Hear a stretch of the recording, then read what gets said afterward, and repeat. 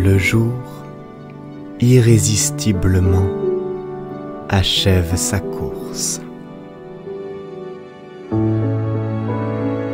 Des chœurs de grillons entonnent leur chant. Et tu peux voir au loin quelques lucioles allumer leurs lanternes. Au coin d'un feu, tu rejoins d'autres voyageurs et vous vous embarquez ensemble à bord des histoires dites par le conteur.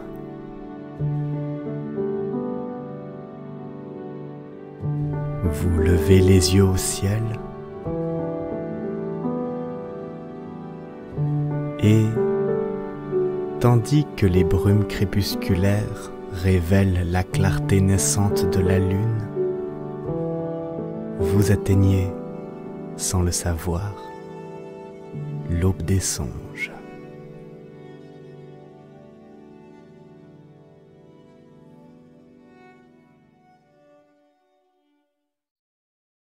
Bien le bonsoir Twitch et bienvenue pour l'avant-dernier live lecture de la saison avant le temps où nous serons en vacances au moins pour les live lectures, mais le reste du programme reste toujours d'actualité avec les jeux de rôle et les lectures du samedi matin dans le Café des Faibles qui seront toujours présentes durant le mois de juillet, la deuxième partie du mois de juillet et tout le mois d'août, mais simplement il n'y aura point de live lecture. Je vais avoir besoin de me reposer un temps soit peu, histoire de récupérer et de pouvoir assurer la suite de la saison avec le programme que vous voulez toujours. Bienvenue à vous tous qui êtes déjà nombreux dans le clavardage. Bonsoir à... qui avons-nous? Bonsoir Raveline, Iscaras33, Monsieur Zou évidemment, et SweetPilotDB qui vient de nous rejoindre. Bonsoir, bienvenue à vous, bienvenue dans la suite du conte de Monte Cristo, l'avant-dernier épisode du premier tome. Ça y est, on approche du quart. Comme quoi, en commençant un marathon qui avait l'air épuisant et infinissable, infini absolument, eh bien finalement on arrive plus vite que prévu à ce premier quart, et donc ce qui me fait me dire que quand on sera arrivé au bout, eh bien finalement le temps passé à lire nous aura semblé être une simple plaisanterie, alors que pourtant au début ça semblait fini encore une fois. Comment allez-vous tous ce soir? Je vais pas parler très longtemps avant d'attaquer la lecture, puisque nous avons un bon morceau ce soir, et que, rappelez-vous, jeudi soir c'est jeudi histoire, puisque une fois que c'est terminé, je vous envoie avec le raid chez l'ami Bavard pour une deuxième partie de soirée avec des contes, le tout de son cru. Voilà. 35 356 idées Monte Cristo arrive pour Raveline. Eh ben écoute, c'est une très bonne nouvelle. Je sais déjà qu'il y a donc 2 personnes qui sont en train d'accumuler les idées qui sont les fameux points de chaîne pour tenter d'obtenir la belle reliure. Je vous le rappelle que Suisse-Kazoo l'a déjà obtenu. Si vous cumulez vos idées, vous pouvez pour 50 000 idées, si je ne m'amuse, obtenir une belle reliure, ce qui veut dire que je trouverai en physique une édition ancienne, bien, vous savez, une de ces belles éditions, alors pas forcément reliée en cuir, mais à l'ancienne vraiment, un papier qui sent bon le vieux papier donc, et si vous utilisez vos idées pour ça et demandez donc cette contrepartie, vous obtenez une version comme cela que je vous enverrai. Alors peut-être par la poste, peut-être par autre chose, parce que j'ai récemment eu des déboires avec la poste, mais je vous enverrai ça avec une note signée de ma main, rien que pour vous. Ah, ça dépend, Escaras33 qui nous dit ça doit coûter bien cher, ça dépend, vraiment. J'ai eu la bonne nouvelle, c'est que dans les gens qui vendent des éditions comme celle-ci, certains connaissent très bien leur métier et donc les vendent au prix que ça vaut. Et donc ça c'est pas la bonne nouvelle. La bonne nouvelle plutôt, la bonne affaire plutôt, c'est qu'une partie des gens qui vendent des vieilles éditions comme ça ne savent absolument pas ce qu'ils vendent et donc les vendent à des prix absolument dérisoires. J'ai pu tomber comme ça sur des... Alors je sais plus ce que c'était exactement, je crois que l'écume des jours de Boris Vian, j'ai dû le récupérer pour une bagatelle genre 3 ou 4 euros. 3 fois rien, alors que pourtant c'est une version avec une couverture épaisse, rouge, avec des dorures de partout, absolument sublime. Je vais tomber sur les 3 contes de Flaubert pour aussi à peu près ce prix-là. Enfin, il y a vraiment moyen, quand vous faites les secondes mains, de tomber sur des éditions absolument impossibles et qui sont à des prix totalement dérisoires. Ça vaut carrément la peine. 16 180 idées, tu dois faire encore un bout de chemin sur Pilote DB. Oui, mais j'ai dans l'idée que d'ici à la fin du conte de Monte Cristo, il y aura bien assez d'idées dans ta besace pour pouvoir demander la belle reliure. C'est aussi pour ça que pour le conte de Monte Cristo, j'attends un peu de savoir combien d'éditions je vais devoir acheter. Et oui, parce que si je vais commencer à chercher des belles reliures, si j'en trouve une, qu'on m'en vend 3 et que je me rends compte quelques mois après qu'en fait j'aurais pu en acheter 3, ce serait ballot. Donc, j'attends un temps ça peut. Je vais bien, Raveline qui me demande comment ça va, ça paraissait logique. Je vais bien, j'avoue que j'accuse un peu le coup. Pour être parfaitement honnête, je me réjouis d'avoir un peu des vacances, puisque... Avez-vous remarqué, tant que vous ne parlez pas de vacances, finalement ça va, vous pouvez continuer. Et puis le jour où un de vos proches vous fait « T'aurais pas besoin de vacances, toi un peu ?» Vous faites « Ah non, ça va !» Et 2 jours après, « En fait si. » En fait, complètement oui. Donc j'avoue que je me réjouis de ça, d'autant que, comme toutes les périodes avant les vacances, c'est le moment où vous avez le plus de choses à faire et où vous n'avez, paradoxalement, enfin, en contradiction plutôt, le moins... Vous voyez ce que je veux dire? C'est exactement ça, mon élocution se casse la gueule, j'arrive plus à parler correctement.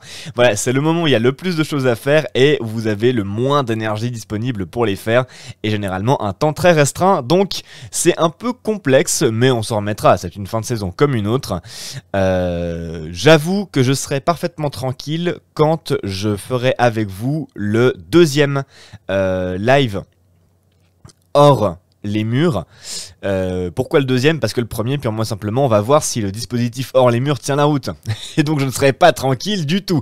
Par contre, au second, c'est-à-dire au premier Café des Fables hors les murs, je serai parfaitement tranquille. Et oui, Rock'n le troll, tu as parfaitement raison. L'avantage des lunettes rectangulaires, c'est qu'on voit pas les cernes, ou du moins tu les devines, mais finalement ça passe plus ou moins. C'est à peu près le constat que je fais tous les soirs en allant me coucher. Quand je retire mes lunettes, je fais « Ah oui, quand même ». Le pire c'est quand les billets sont achetés et que tu as la date. Ah oui, absolument. Quand tu peux regarder sur ton billet le tel jour je suis en vacances. C'est compliqué, mais on s'y fait. Et bonsoir monsieur le troll. Au fait, ça fait plaisir de vous voir présent sur un live lecture. Et oui Raveline, je me suis bien remis des ravins, mais en vérité, je me suis rarement autant marré dans un maître du donjon. D'ailleurs, pour ceux qui voudraient voir de quoi je parle exactement, je vous invite à vous rendre sur la chaîne de l'Aube des Songes. Pour ceux qui ne connaîtraient pas encore la chaîne YouTube, c'est d'aller directement au lien que je vais vous passer.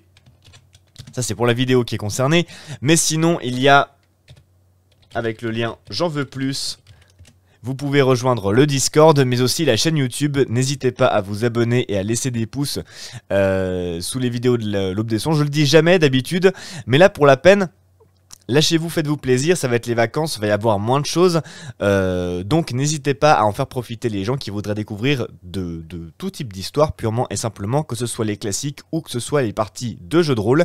Il y aura aussi des formats prévus uniquement pour YouTube, c'est pour ça que je vous passe le lien maintenant, avec les contes du Zénith, la 3e saison qui arrive, mais la vidéo citée, c'est la rediffusion du live de ce lundi, qui était un maître du donjon, dans lequel Kazoo et Alexis sans S se sont retrouvés à incarner des youtubeurs qui devait aller faire une chasse au trésor en urbex dans les restes fumants de Tchernobyl avec un échec critique à chaque, enfin avec un ravin qui apparaissait à chaque échec critique. Et accessoirement ce soir-là, ils ont été particulièrement poisseux au dé puisque les échecs critiques ont plu. C'était absolument n'importe quoi, c'était hilarant. Alexis 100S nous a gratifié de son personnage le plus drôle depuis le début des émissions, donc clairement ça vaut la peine, allez regarder la rediffusion du Maître du Donjon de ce lundi. Entre deux classiques, si vous êtes plus sur les histoires immersives, ça peut être drôle d'avoir ce moment-là pour décompresser un peu, et si vous êtes plus jeu de rôle, profitez de ça, amusez-vous, et puis ensuite, pourquoi pas aller découvrir une ou deux histoires classiques, ça fait toujours du bien. Voilà. Drôle ou insupportablement drôle. Alors, c'était exactement ce qu'on disait lundi. Pour moi, l'humour qui a été dégagé de ce lundi, c'est l'humour par exaspération.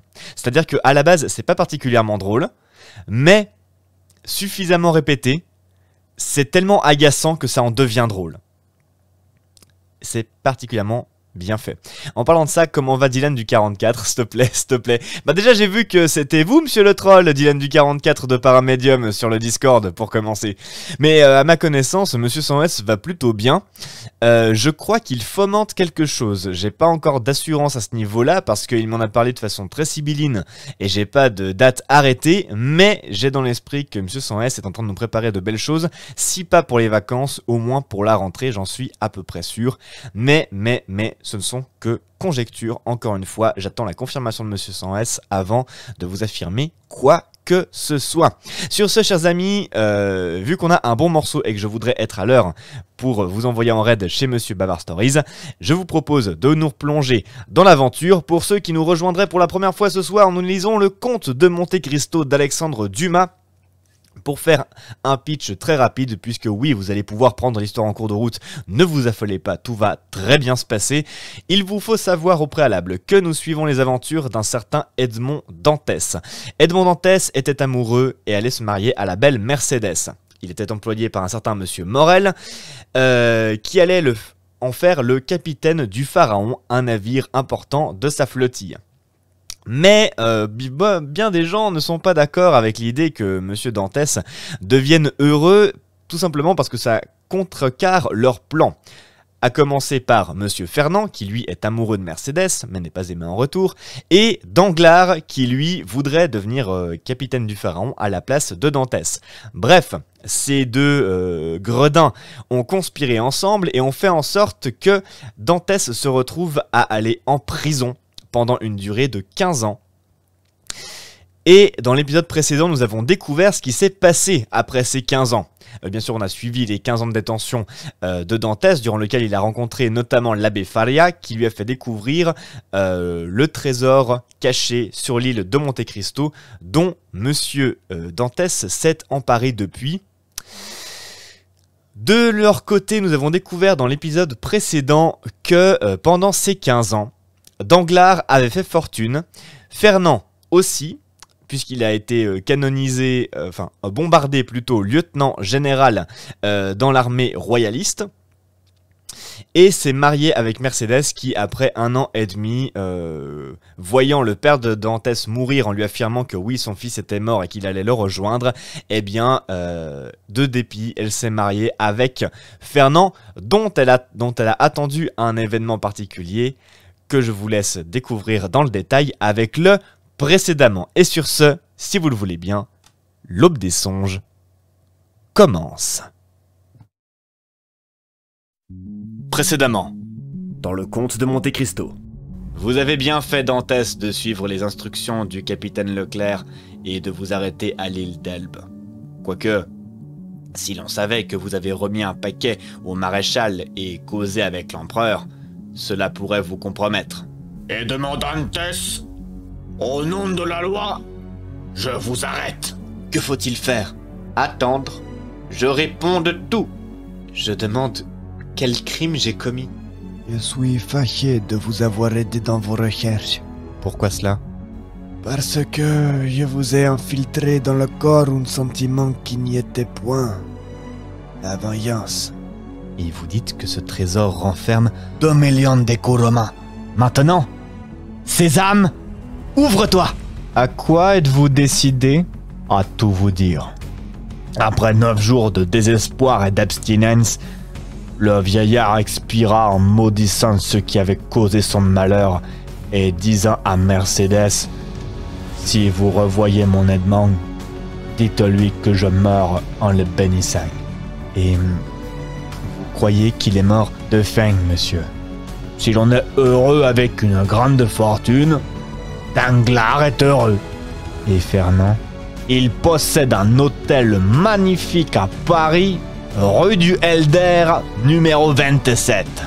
Et revîtes-vous Mercédès? Oui. Elle faisait alors l'éducation de son fils. De son fils? Et tout de suite, la suite de votre feuilleton.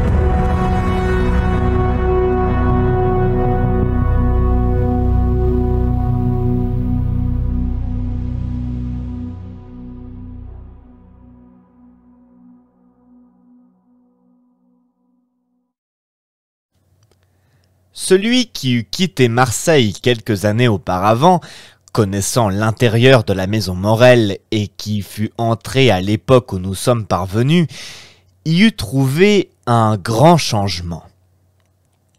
Au lieu de cet air de vie, d'aisance et de bonheur qui s'exhale, pour ainsi dire, d'une maison en voie de prospérité, au lieu de ces figures joyeuses se montrant derrière les rideaux des fenêtres, de ces commis affairés traversant les corridors, une plume fichée derrière l'oreille, au lieu de cette cour encombrée de ballots, retentissant des cris et des rires des facteurs, il eût trouvé, dès la première vue, je ne sais quoi de triste et de mort.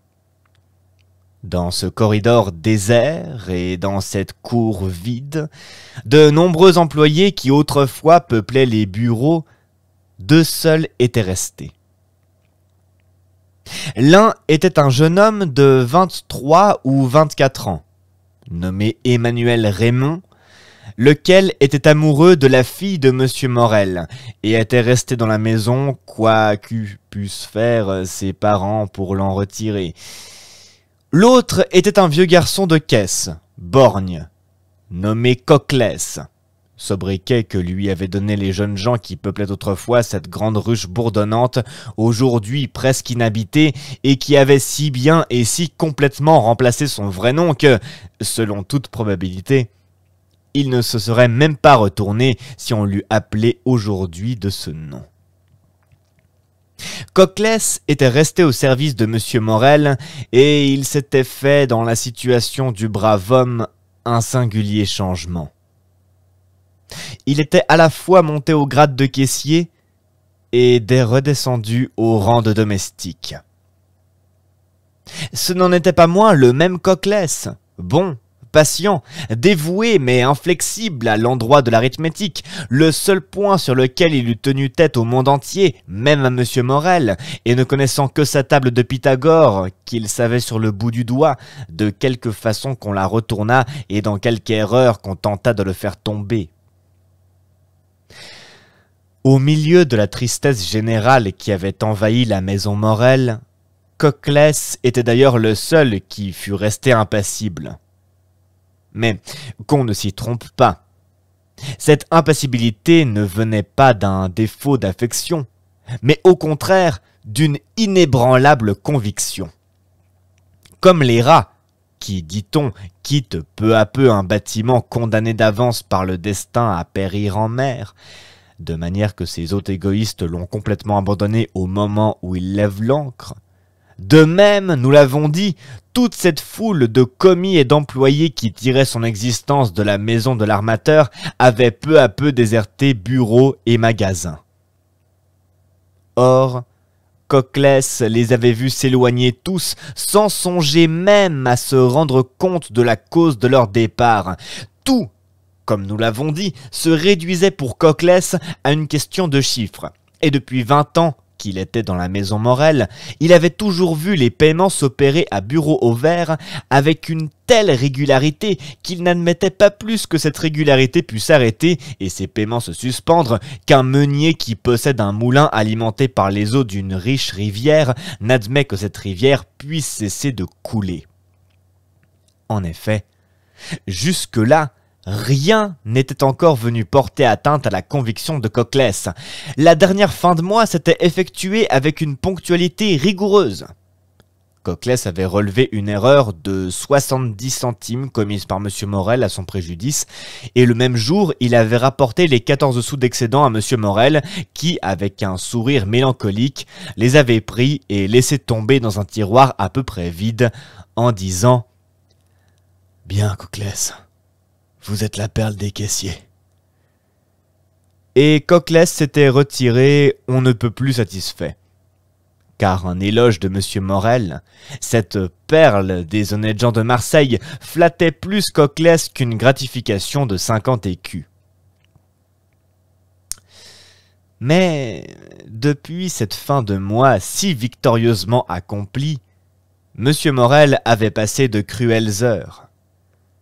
Pour faire face à cette fin de mois, il avait réuni toutes ses ressources, et lui-même, craignant que le bruit de sa détresse ne se répandît dans Marseille, lorsqu'on le verrait recourir à de pareilles extrémités, avait fait un voyage à la foire de Beaucaire pour vendre quelques bijoux appartenant à sa femme et à sa fille, et une partie de son argenterie. Moyennant ce sacrifice, tout s'était encore cette fois passé au plus grand honneur de la maison Morel. Mais la caisse était demeurée complètement vide. Le crédit, effrayé par le bruit qui courait, s'était retiré avec son égoïsme habituel, et pour faire face aux 100 000 francs à rembourser le 15 du présent mois à M. de Beauville, et aux autres 100 000 francs qui allaient échoir le 15 du mois suivant. M. Morel n'avait en réalité que l'espérance du retour du pharaon, dont un bâtiment qui avait levé l'ancre en même temps que lui, et qui était arrivé à bon port, avait appris le départ. Mais déjà ce bâtiment venant, comme le bâtiment Pharaon de Calcutta, était arrivé depuis 15 jours, tandis que du Pharaon, on n'avait aucune nouvelle. C'est dans cet état de choses que, le lendemain du jour où il avait terminé avec M. de Beauville l'importante affaire que nous avons dite, l'envoyé de la maison Thomson & French de Rome se présenta chez M. Morel. Emmanuel le reçut. Le jeune homme, que chaque nouveau visage effrayait, car chaque nouveau visage annonçait un nouveau créancier qui, dans son inquiétude, venait questionner le chef de la maison, le jeune homme, disons-nous, voulut épargner à son patron l'ennui de cette visite. Il questionna le nouveau venu. Mais le nouveau venu déclara qu'il n'avait rien à dire à M. Emmanuel et que c'était à M. Morel en personne qu'il voulait parler. Emmanuel appela en soupirant Coclès. Coclès parut, et le jeune homme lui ordonna de conduire l'étranger à Monsieur Morel. Coclès marcha devant, et l'étranger le suivit. Sur l'escalier, on rencontra une belle jeune fille de 16 à 17 ans qui regarda l'étranger avec inquiétude. Coclès ne remarqua point cette expression de visage qui, cependant, parut n'avoir point échappé à l'étranger. « Monsieur Morel est à son cabinet, n'est-ce pas, mademoiselle Julie ?» demanda le caissier. « Oui, du moins je le crois, » dit la jeune fille en hésitant. « Voyez d'abord, Coclès, et si mon père y est, annoncez monsieur. » « M'annoncer serait inutile, mademoiselle, » répondit l'Anglais. « Monsieur Morel ne connaît pas mon nom.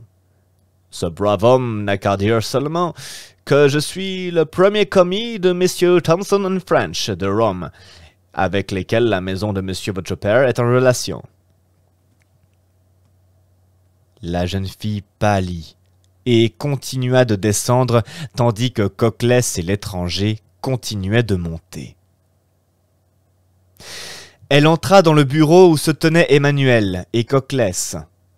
À l'aide d'une clé dont il était possesseur, et qui annonçait ses grandes entrées près du maître, ouvrit une porte placée dans l'angle du palier du 2e étage, introduisit l'étranger dans une antichambre, ouvrit une seconde porte qu'il referma derrière lui, et, après avoir laissé seul un instant l'envoyé de la maison Thomson et French, reparut en lui faisant signe qu'il pouvait entrer.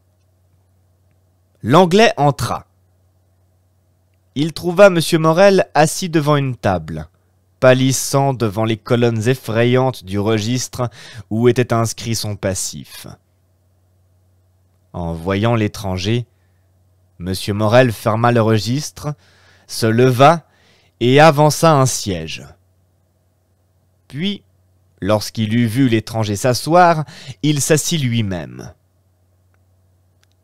14 années avaient bien changé le digne négociant qui, âgé de 36 ans au commencement de cette histoire, était sur le point d'atteindre la cinquantaine. Ses cheveux avaient blanchi. Son front s'était creusé sous des rides soucieuses. Enfin, son regard, autrefois si ferme et si arrêté, était devenu vague et irrésolu, et semblait toujours craindre d'être forcé de s'arrêter ou sur une idée ou sur un homme. L'Anglais le regarda avec un sentiment de curiosité, évidemment mêlé d'intérêt. « Monsieur, » dit Morel, dont cet examen semblait redoubler le malaise, « vous avez désiré me parler ?»« Oui, monsieur. Vous savez de quelle part je viens, n'est-ce pas ?»« De la part de la maison Thomson et French, à ce que m'a dit mon caissier, du moins. » « Il vous a dit la vérité, monsieur. La maison Thomson & French avait, dans le courant de ce mois et du mois prochain, 300 ou 400 000 francs à payer en France, et connaissant votre rigoureuse exactitude, elle a réuni tout le papier qu'elle a pu trouver portant cette signature, et m'a chargé, au fur et à mesure que ces papiers écheraient, d'en toucher les fonds chez vous et de faire emploi de ces fonds. » Morel poussa un profond soupir et passa la main sur son front couvert de sueur. « Ainsi, monsieur, » demanda Morel, « vous avez des traites signées par moi ?»« Oui, monsieur, pour une somme assez considérable. »« Pour quelle somme ?» demanda Morel d'une voix qu'il tâchait de rendre assurée. « Mais voici d'abord, » dit l'Anglais en tirant une liasse de sa poche, « un transport de 200 000 francs fait à notre maison par M. de Boville, l'inspecteur des prisons. Reconnaissez-vous devoir cette somme à M. de Boville ?»« Ah oui, monsieur, c'est un placement qu'il a fait chez moi, à 4,5 du 100. Voici bientôt 5 ans. »« Et que vous devez rembourser ?»« Moitié le 15 de ce mois-ci, moitié le 15 du mois prochain. »« C'est cela. Puis, voici 32 500 francs, fin courant. Ce sont des trades signés de vous et passés sur notre ordre par des tiers porteurs. Je le reconnais, dit Morel, à qui le rouge de la honte montait à la figure en songeant que, pour la première fois de sa vie, il ne pourrait peut-être pas faire honneur à sa signature. Est-ce tout? Non, monsieur. J'ai encore pour la fin du mois prochain ces valeurs-ci que nous avons passées la maison Pascal et la maison Wild et Turner de Marseille. 55 000 francs à peu près. En tout, 287 500 francs. Ce que souffrait le malheureux Morel pendant cette énumération est impossible à décrire. 287 500 francs, répéta-t-il machinalement. Ah oui, monsieur, répondit l'Anglais. Or, continua-t-il après un moment de silence, je ne vous cacherai pas, monsieur Morel, que, tout en faisant part de votre probité sans reproche jusqu'à présent, le bruit public de Marseille est que vous n'êtes pas en état de faire face à vos affaires. À cette ouverture presque brutale, Morel pâlit affreusement. Monsieur, dit-il, jusqu'à présent, et il y a plus de 24 ans que j'ai reçu la maison des mains de mon père, qui lui-même l'avait gérée 35 ans, jusqu'à présent, pas un billet signé Morel et Fils n'a été présenté à la caisse sans être payé. Oui, je sais cela, répondit l'Anglais. Mais d'homme d'honneur à homme d'honneur, parlez franchement. Monsieur, payerez-vous ceci avec la même exactitude? Morel tressaillit et regarda celui qui lui parlait ainsi avec plus d'assurance qu'il ne l'avait encore fait. Aux questions posées avec cette franchise, dit-il, il faut faire une réponse franche. Oui, monsieur, je paierai si, comme je l'espère, mon bâtiment arrive à bon port, car son arrivée me rendra le crédit que les accidents successifs dont j'ai été la victime m'ont ôté. Mais si par malheur le pharaon, cette dernière ressource sur laquelle je compte, me manquait, les larmes montèrent aux yeux du pauvre armateur. « Eh bien ?» demanda son interlocuteur. « Si cette dernière ressource vous manquait ?» ?»« Eh bien, continua Morel, monsieur, c'est cruel à dire. Mais déjà habitué au malheur, il faut que je m'habitue à la honte. Eh bien, je crois que je serai forcé de suspendre mes paiements. N'avez-vous donc point d'amis qui puissent vous aider dans cette circonstance? Morel sourit tristement. Dans les affaires, monsieur, dit-il, on n'a point d'amis, vous le savez bien. On n'a que des correspondants. C'est vrai, murmura l'Anglais. Ainsi, vous n'avez plus qu'une espérance. Une seule. La dernière? La dernière. De sorte que si cette espérance vous manque, je suis perdu, monsieur. Complètement perdu. Comme je venais chez vous, un navire entrait dans le port. Je le sais, monsieur. Un jeune homme qui est resté fidèle à ma mauvaise fortune passe une partie de son temps à un belvédère situé au haut de la maison, dans l'espérance de venir m'annoncer le premier une bonne nouvelle. J'ai su par lui l'entrée de ce navire. Et ce n'est pas le vôtre? Non, c'est un navire bordelais, la Gironde. Il vient de l'Inde aussi, mais ce n'est pas le mien. Peut-être a-t-il eu connaissance du pharaon et vous apporte-t-il quelques nouvelles? Faut-il que je vous le dise, monsieur? Je crains presque autant d'apprendre des nouvelles de mon trois-mâts que de rester dans l'incertitude. L'incertitude, c'est encore l'espérance. Puis, M. Morel ajouta d'une voix sourde: Ce retard n'est pas naturel. Le pharaon est parti de Calcutta le 5 février. Depuis plus d'1 mois, il devrait être ici. Qu'est-ce cela? Dit l'Anglais en prêtant l'oreille.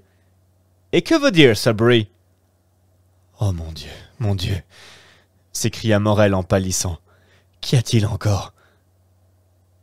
En effet, il se faisait un grand bruit dans l'escalier. On allait et on venait, on entendit même un cri de douleur.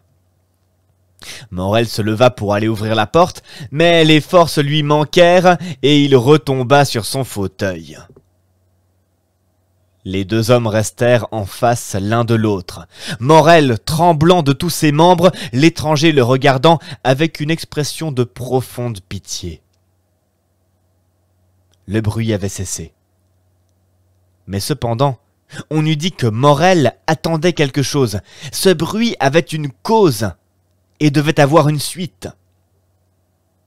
Il sembla à l'étranger qu'on montait doucement l'escalier et que les pas, qui étaient ceux de plusieurs personnes, s'arrêtaient sur le palier. Une clé fut introduite dans la serrure de la première porte et l'on entendit cette porte crier sur ses gonds. « Il n'y a que 2 personnes qui aient la clé de cette porte, » murmura Morel. « Coclès et Julie. »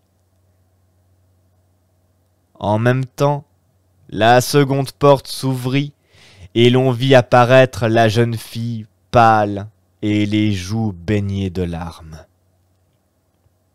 Morel se leva tout tremblant et s'appuya au bras de son fauteuil car il n'aurait pu se tenir debout. Sa voix voulait interroger, mais il n'avait plus de voix. « Oh mon père !» dit la jeune fille en joignant les mains. « Pardonnez à votre enfant d'être la messagère d'une mauvaise nouvelle. » Morel pâlit affreusement. Julie vint se jeter dans ses bras. « Oh mon père, dit-elle, du courage. » Ainsi, le pharaon a péri?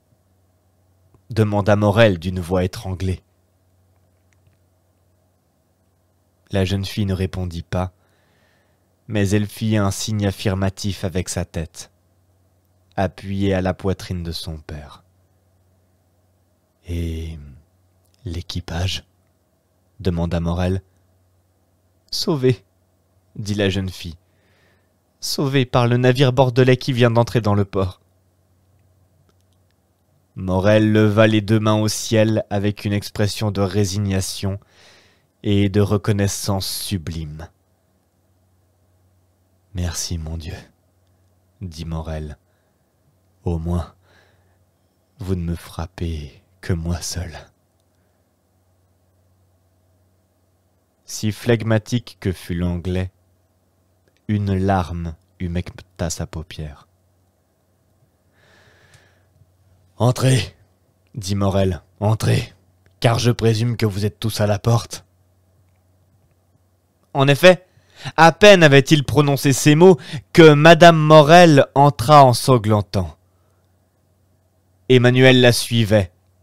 Au fond, dans l'antichambre, on voyait les rudes figures de 7 ou 8 marins à moitié nus.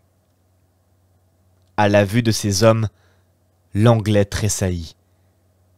Il fit un pas comme pour aller à eux, mais il se contint et s'effaça au contraire dans l'angle le plus obscur et le plus éloigné du cabinet. Madame Morel alla s'asseoir dans le fauteuil, prit une des mains de son mari dans les siennes, tandis que Julie demeurait appuyée à la poitrine de son père. Emmanuel était resté à mi-chemin de la chambre et semblait servir de lien entre le groupe de la famille Morel et les marins qui se tenaient à la porte. « Comment cela est-il arrivé ?» demanda Morel.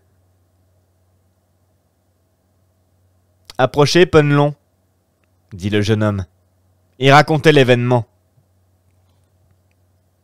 Un vieux matelot, bronzé par le soleil de l'équateur, s'avança roulant entre ses mains les restes d'un chapeau. « Bonjour, monsieur Morel, » dit-il, comme s'il eût quitté Marseille la veille et qu'il arrivât d'Aix ou de Toulon. « Bonjour, mon ami, » dit l'armateur, ne pouvant s'empêcher de sourire dans ses larmes. « Mais où est le capitaine ?» Quant à ce qui est du capitaine, monsieur Morel, il est resté malade à Palma. Mais s'il plaît à Dieu, cela ne sera rien, et vous le verrez arriver dans quelques jours aussi bien portant que vous et moi. C'est bien. C'est bien. Maintenant, parlez, Penelon, dit monsieur Morel.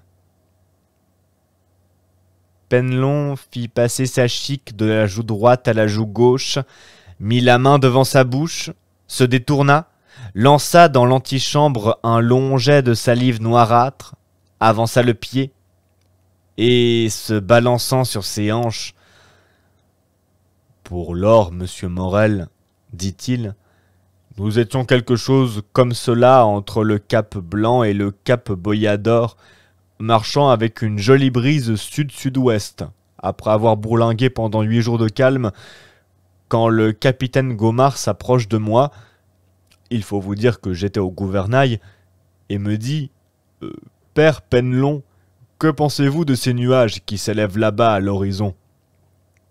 Justement, je les regardais à ce moment-là.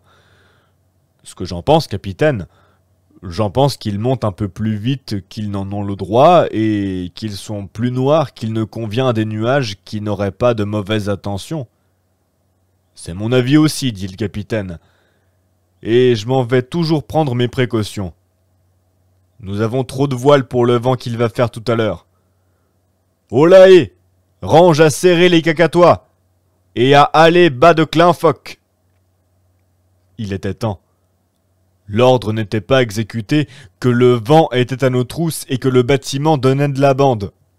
« Bon, dit le capitaine, nous avons encore trop de toiles. Range à carguer la grand voile. » 5 minutes après, la grande voile était carguée et nous marchions avec la misaine, les huniers et les perroquets. « Eh bien, père Penelon, me dit le capitaine, qu'avez-vous donc à secouer la tête ? J'ai qu'à votre place, voyez-vous, je ne resterai pas en si beau chemin. »« Je crois que tu as raison, vieux, dit-il. Nous allons avoir un coup de vent. »« Ah, par exemple, capitaine, que je lui réponds, celui qui achèterait ce qui se passe là-bas pour un coup de vent gagnerait quelque chose dessus. C'est une belle et bonne tempête où je m'y connais pas. » C'est-à-dire qu'on voyait venir le vent comme on voit venir la poussière à Montredon. Heureusement qu'il avait affaire à un homme qu'il connaissait. « Range à prendre 2 riz dans les huniers !» cria le capitaine. « Largue les boulines, brasse au vent, amène les huniers, pèse les palanquins sur les vergues. » Ce n'était pas assez dans ces parages-là. Non, ce n'était pas assez dans ces parages-là, dit l'anglais. J'aurais pris 4 riz et je me serais débarrassé de la misaine. Cette voix ferme, sonore et inattendue fit tressaillir tout le monde. Penelon mit sa main sur ses yeux et regarda celui qui contrôlait avec tant d'aplomb la manœuvre de son capitaine. « Nous fîmes mieux que cela encore, monsieur, » dit le vieux marin avec un certain respect, « car nous cargâmes la brigantine et nous mîmes la barre au vent pour courir devant la tempête. 10 minutes après, nous carguions les huniers et nous nous en allions à sec de voile. » « Le bâtiment était bien vieux pour risquer cela, dit l'Anglais. Eh bien justement, c'est ce qui nous perdit. Au bout de 12 heures que nous étions ballottés que le diable en aurait pris les armes, il se déclara une voix d'eau. Penelon, me dit le capitaine, je crois que nous coulons, mon vieux. Donne-moi donc de la barre et descends jusqu'à la cale. Je lui donne la barre, je descends. Il y avait déjà 3 pieds d'eau. Je remonte en criant « Aux pompes! Aux pompes !» Eh bien oui, il était déjà trop tard. On se mit à l'ouvrage, mais je crois que plus nous en tirions, plus il y en avait. Ah ma foi, que je dis, au bout de 4 heures de travail, puisque nous coulons, laissons-nous couler, on ne meurt qu'une fois. C'est comme ça que tu donnes l'exemple, maître Penelon, dit le capitaine. Eh bien attends, attends. Il alla prendre une paire de pistolets dans sa cabine. Le premier qui quitte la pompe, dit-il, je lui brûle la cervelle. Bien, dit l'Anglais. Il n'y a rien qui donne du courage comme les bonnes raisons, continua le marin. D'autant plus que pendant ce temps-là, le vent s'était éclairci et le vent était tombé. Mais il n'en est pas moins vrai que l'eau montait toujours. Oh, pas de beaucoup, de 2 pouces peut-être par heure, mais enfin elle montait. 2 pouces par heure, voyez-vous, ça n'a l'air de rien. Mais en 12 heures, ça fait pas moins de 24 pouces. Et 24 pouces font 2 pieds. 2 pieds et 3 que nous avions déjà, ça nous en fait 5. Or, quand un bâtiment a 5 pieds d'eau dans le ventre, il peut passer pour hydropique. Allons, dit le capitaine. C'est assez comme cela, et M. Morel n'aura rien à nous reprocher. Nous avons fait ce que nous avons pu pour sauver le bâtiment, maintenant il faut tâcher de sauver les hommes. À la chaloupe, enfants, et plus vite que ça. Écoutez, monsieur Morel, continua Penelon, nous aimions bien le pharaon, mais si fort que le marin aime son navire, il aime encore mieux sa peau. Aussi, nous ne nous le fîmes pas dire à 2 fois. Avec cela, voyez-vous, que le bâtiment se plaignait et semblait nous dire « Allez-vous-en donc ! Mais allez-vous-en donc !» Et il ne mentait pas, le pauvre pharaon. Nous le sentions littéralement s'enfoncer sous nos pieds. Tant il y en a qu'en un tour de main la chaloupe était à la mer et que nous étions tous les 8 dedans. Le capitaine descendit le dernier. Ou plutôt non, il ne descendit pas, car il ne voulait pas quitter le navire.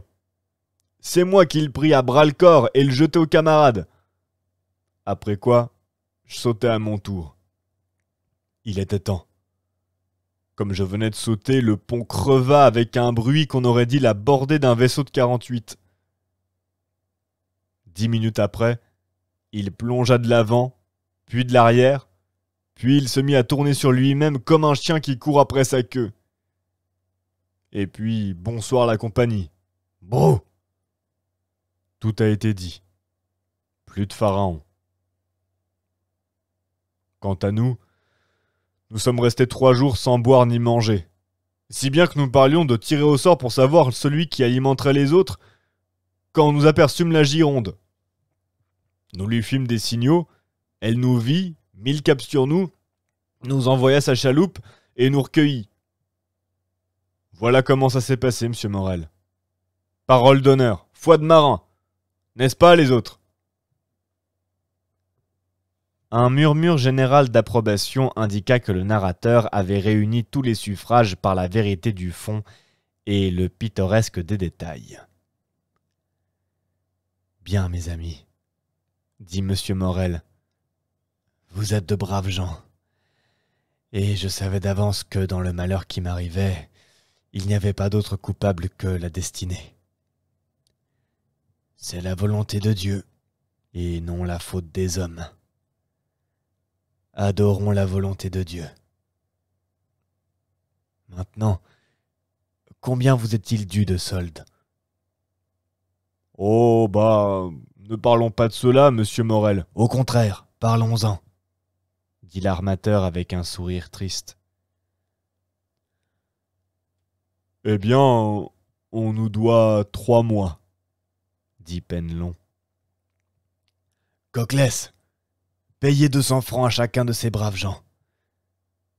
Dans une autre époque, mes amis, continua Morel, j'eusse ajouté, donnez-leur à chacun 200 francs de gratification. Mais les temps sont malheureux, mes amis, et le peu d'argent qui me reste ne m'appartient plus. Excusez-moi donc, et ne m'en aimez pas moins pour cela. Penelon fit une grimace d'attendrissement, se retourna vers ses compagnons, échangea quelques mots avec eux et revint. Pour ce qui est de cela, monsieur Morel, dit-il en passant sa chique de l'autre côté de sa bouche et en lançant dans l'antichambre un second jet de salive qui alla faire le pendant au premier. Pour ce qui est de cela... De quoi? De l'argent. Eh bien, monsieur Morel, les camarades disent que pour le moment, ils ont assez avec 50 francs chacun, et qu'ils attendront pour le reste. merci, mes amis, merci, s'écria monsieur Morel, touché jusqu'au cœur. Vous êtes tous de braves gens. Mais prenez, et si vous trouvez un bon service, entrez-y, vous êtes libres.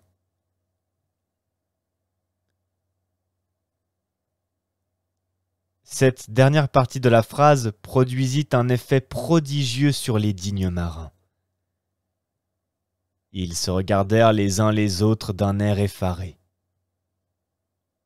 Penelon, à qui la respiration manqua, faillit en avaler sa chique. Heureusement, il porta à temps la main à son gosier.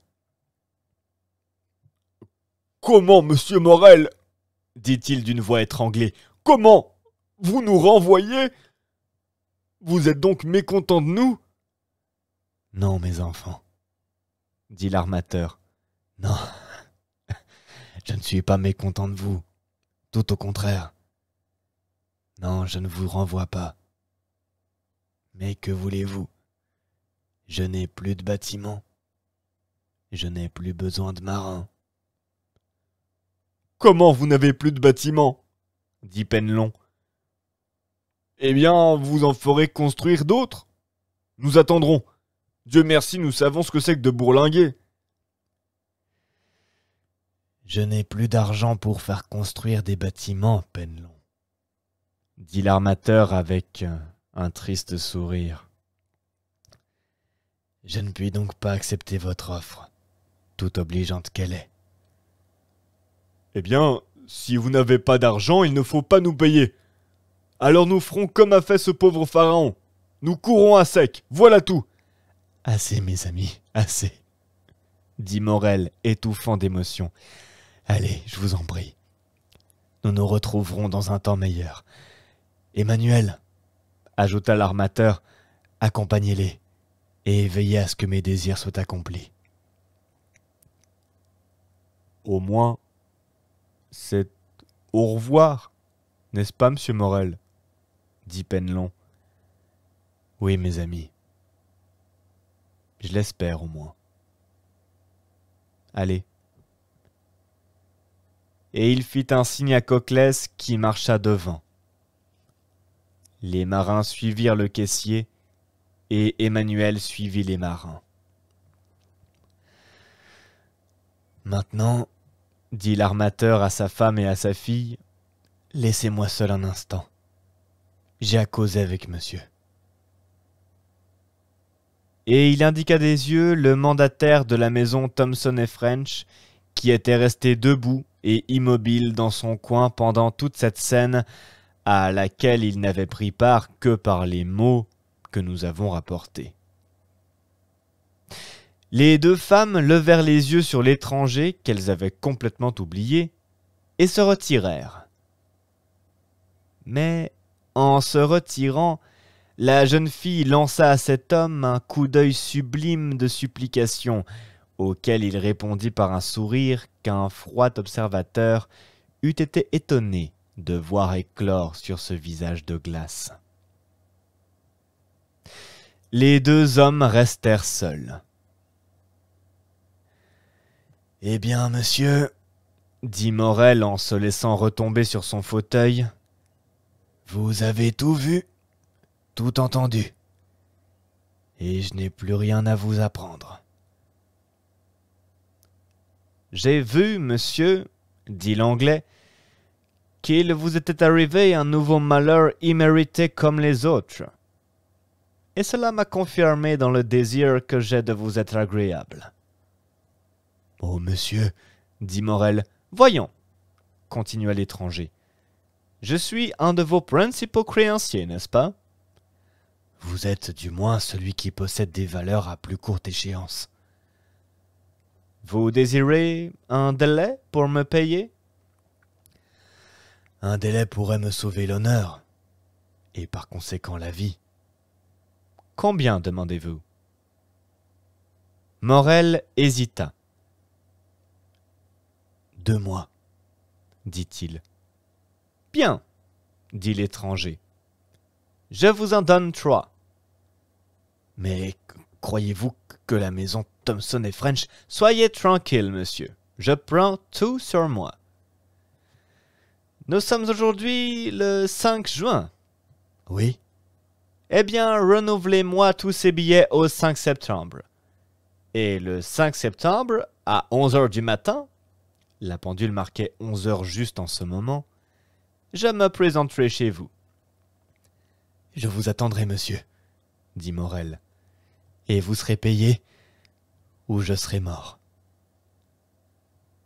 Ces derniers mots furent prononcés si bas que l'étranger ne put les entendre. Les billets furent renouvelés.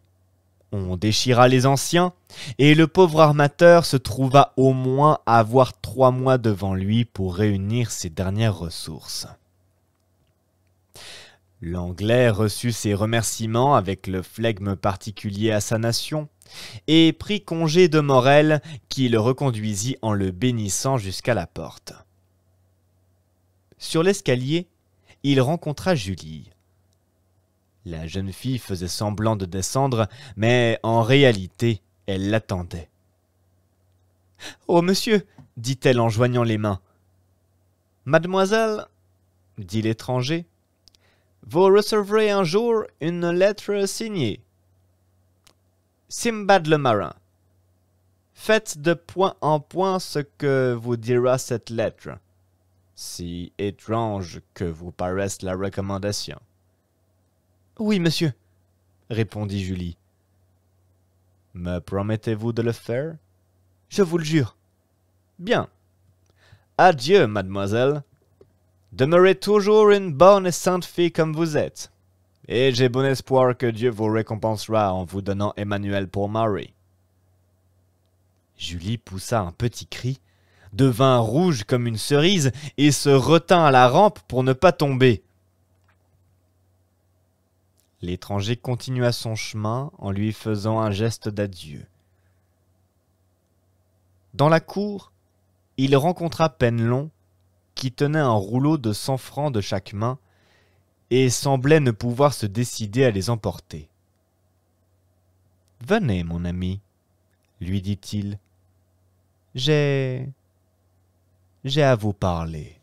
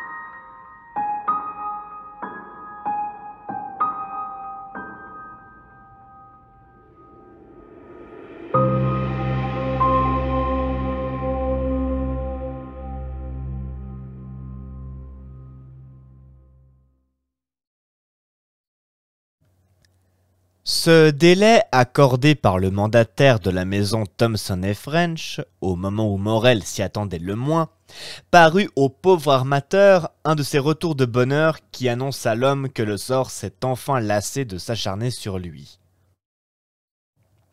Le même jour, il raconta ce qui lui était arrivé à sa fille, à sa femme et à Emmanuel, et un peu d'espérance, sinon de tranquillité, rentra dans la famille. Mais malheureusement, Morel n'avait pas seulement affaire à la maison Thomson et French, qui s'était montrée envers lui de si bonne composition. Comme il l'avait dit, dans le commerce, on a des correspondants et pas d'amis. Lorsqu'il songeait profondément, il ne comprenait même pas cette conduite généreuse de messieurs Thomson et French envers lui. Il ne se l'expliquait que par cette réflexion intelligemment égoïste que cette maison aurait faite. Mieux vaut soutenir un homme qui nous doit près de 300 000 francs et avoir ces 300 000 francs au bout de 3 mois que de hâter sa ruine et avoir 6 ou 8% du capital. Malheureusement, soit haine, soit aveuglement, tous les correspondants de Morel ne firent pas la même réflexion, et quelques-uns même firent la réflexion contraire.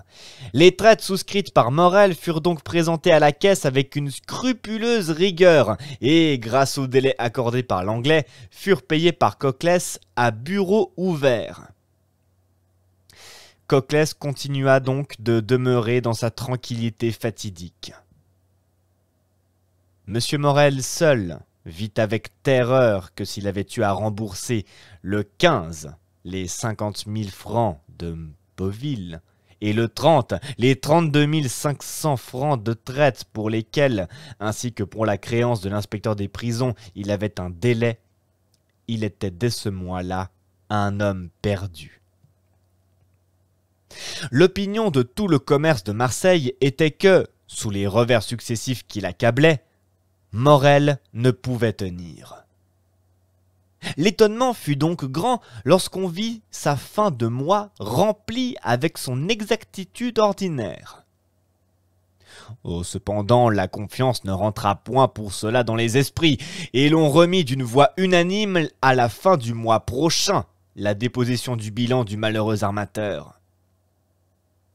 Tout le mois se passa dans des efforts inouïs de la part de Morel pour réunir toutes ses ressources. Autrefois, son papier, à quelque date que ce fût, était pris avec confiance et même demandé. Morel essaya de négocier du papier à 90 jours et trouva les banques fermées. Heureusement, Morel avait lui-même quelques rentrées sur lesquelles il pouvait compter. Ces rentrées s'opérèrent. Morel se trouva donc encore en mesure de faire face à ses engagements lorsqu'arriva la fin de juillet.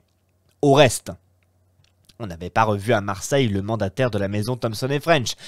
Le lendemain ou le surlendemain de sa visite à M. Morel, il avait disparu.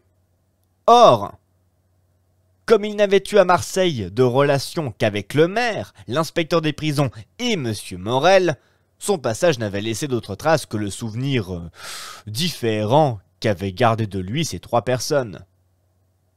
Quant aux matelots du Pharaon, il paraît qu'ils avaient trouvé quelque engagement, car ils avaient disparu, eux aussi.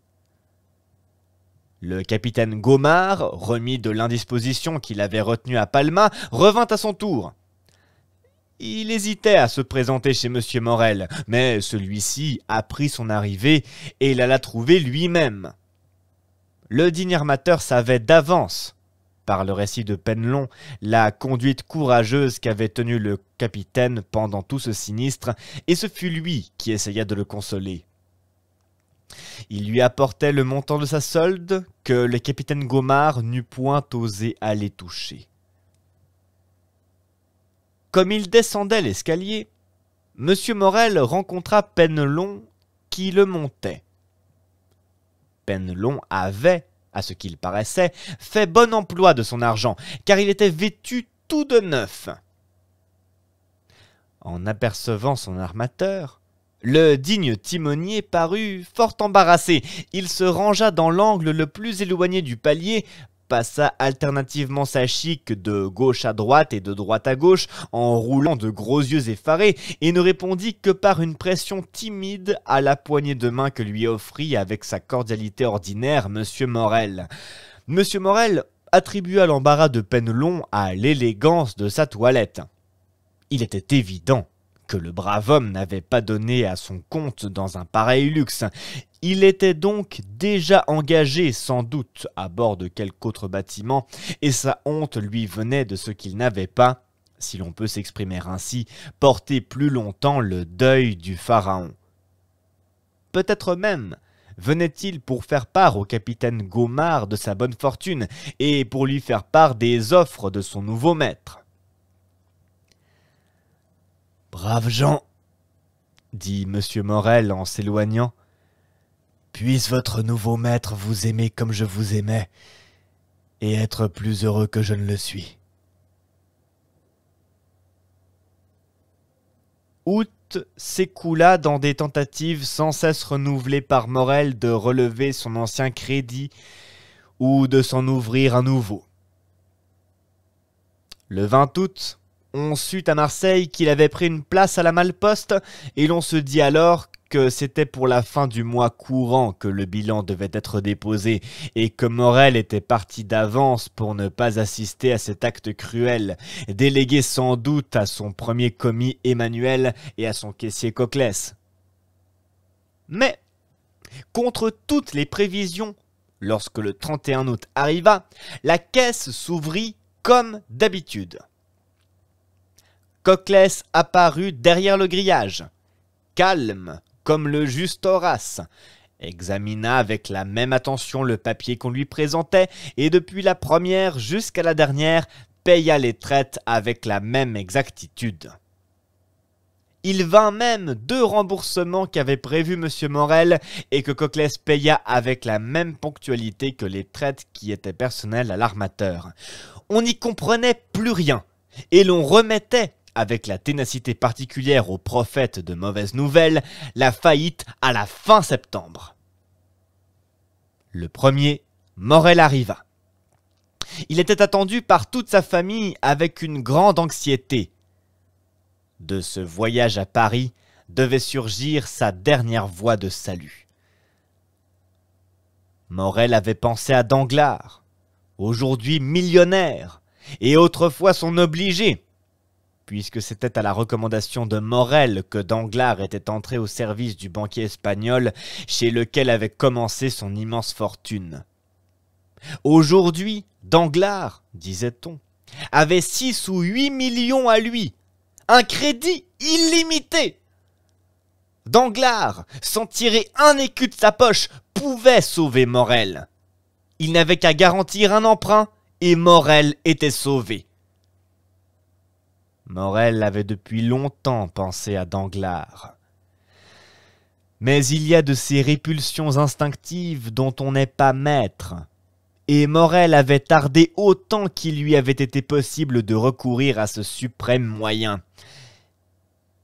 Il avait eu raison, car il était revenu brisé sous l'humiliation d'un refus.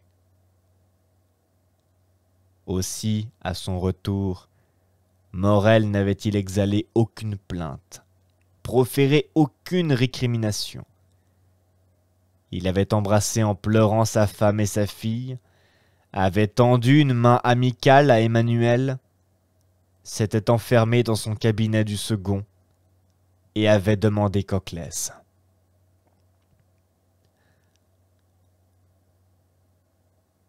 Pour cette fois, avaient dit les 2 femmes à Emmanuel, nous sommes perdus. Puis, dans un court conciliabule tenu entre elles, il avait été convenu que Julie écrirait à son frère en garnison à Nîmes d'arriver à l'instant même. Les pauvres femmes sentaient instinctivement qu'elles avaient besoin de toute leur force pour soutenir le coup qui les menaçait. D'ailleurs, Maximilien Morel, quoique âgé de 22 ans à peine, avait déjà une grande influence sur son père. C'était un jeune homme ferme et droit. Au moment où il s'était agi d'embrasser une carrière, son père n'avait point voulu lui imposer d'avance un avenir et avait consulté les goûts du jeune Maximilien. Celui-ci avait alors déclaré qu'il voulait suivre la carrière militaire. Il avait fait, en conséquence, d'excellentes études, était entré par le concours de l'école polytechnique et en était sorti sous-lieutenant du 53e de ligne.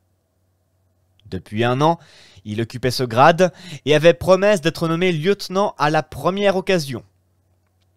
Dans le régiment, Maximilien Morel était cité comme le rigide observateur, non seulement de toutes les obligations imposées aux soldats, mais encore de tous les devoirs proposés à l'homme. Et on ne l'appelait que le stoïcien. Il va sans dire que beaucoup de ceux qui lui donnaient cette épithète la répétaient pour l'avoir entendue et ne savaient pas même ce qu'elle voulait dire. C'était ce jeune homme que sa mère et sa sœur appelaient à leur aide pour les soutenir dans la circonstance grave où elles sentaient qu'elles allaient se trouver. Oh, elle ne s'était pas trompée sur la gravité de cette circonstance, car un instant après que M. Morel fut entré dans son cabinet avec Coclès, Julie en vit sortir ce dernier, pâle, tremblant, et le visage tout bouleversé. Elle voulut l'interroger comme il passait près d'elle, mais le brave homme, continuant de descendre l'escalier avec une précipitation qui ne lui était pas habituelle, se contenta de s'écrier en levant les bras au ciel « Oh mademoiselle, quel malheur affreux! Et qui jamais aurait cru cela ?» Un instant après, Julie le vit remonter portant 2 ou 3 gros registres, un portefeuille et un sac d'argent. Morel consulta tous les registres, ouvrit le portefeuille, consulta l'argent. Toutes ses ressources montaient à 6 ou 8 000 francs. C'est rentré jusqu'aux 5 à 4 ou 5 000, ce qui faisait, en cotant au plus haut, un actif de 14 000 francs pour faire face à une traite de 287 500 francs. Il n'y avait pas même moyen d'offrir un pareil acompte. Cependant, lorsque Morel descendit pour dîner, il paraissait assez calme. Ce calme effraya plus les 2 femmes que n'aurait pu le faire le plus profond abattement. Après le dîner, Morel avait l'habitude de sortir. Il alla prendre son café au cercle des Phocéens et lire le sémaphore. Ce jour-là, il ne sortit point et remonta dans son bureau. Quant à Coclès, il paraissait complètement hébété. Pendant une partie de la journée, il s'était tenu dans la cour, assis sur une pierre, la tête nue par un soleil de 30 degrés. Emmanuel essayait de rassurer les femmes, mais il était mal éloquent.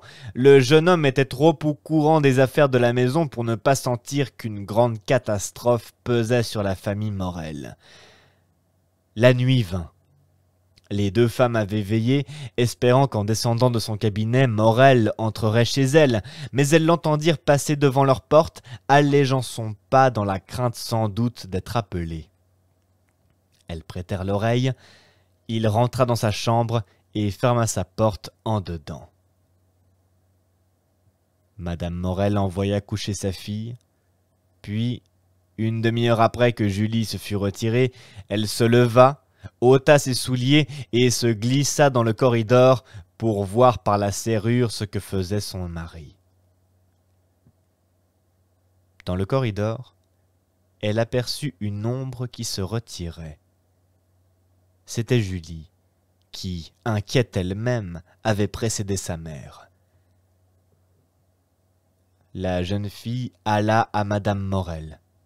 « Il écrit, dit-elle. » Les deux femmes s'étaient devinées sans se parler. Madame Morel s'inclina au niveau de la serrure.